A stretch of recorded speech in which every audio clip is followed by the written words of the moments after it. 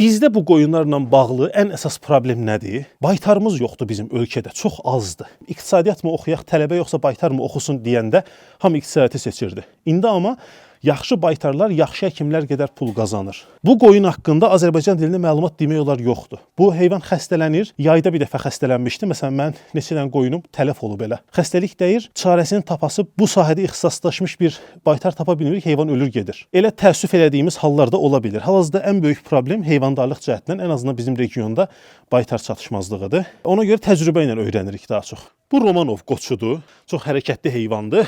Bir də sinəsində belə qara tüklər var. Bizona oxşuyur. Böyük sürü də öyle bir 10-15 dənə var bizdə. Bunu almadan əvvəl çoxlu məqalələr oxumuşdum. Orada yazılmışdı ki, tutalım canlı ağırlıq 90 kiloya çatır. Düzdür, çatır. Amma bir detal var ki, 1 yaşı bitəndən sonra böyüməyə başlayır. Ədəbiyyatlarda yazılan şeylər var. Bir də bizim son 5 ildə təcrübə eləyib öyrəndiyimiz məlumatlar var. Məsələn, bu heyvanlar çox su içirlər. Yanında həmişə su olmalıdır və bir dəfəyə bir vedrə su içir. Mənşəyinə baxanda yazılmışdı ki, Volqa ətrafında yaşayan növdür, sonradan əhəlləşib, amma hələ də tam əhəlləşdiyi deyilə bilməz. Qoyun kimi qoyun deyil, yəni. Vurur, dağıdır, hər yeri tullanır və bir yerdən bir yeri gəzmir heyvan. Sürürsən, qaça-qaça gedir. Ona görə baxmaq biraz əziyyətlidir. Əti ilə bağlı deyirlər ki, ətindən dad gəlir. Yaşlananda kəsdiyin gün əgər bişirsən, o dadı hiss eləyirsən. Birazca fərqli bir dad. Amma soyudandan sonra heç bir dad gəlmir. Cavan vaxtı quzu halında, quzu dediyim, yəni 6-8 aylıq kəsəndə də heç bir tam gəlmir. Ətinin xüsusiyyəti odur ki, bunun belə göstərək, quyruğu yoxdur bunun. Bizim ənənəvi qoyunlardakı kimi.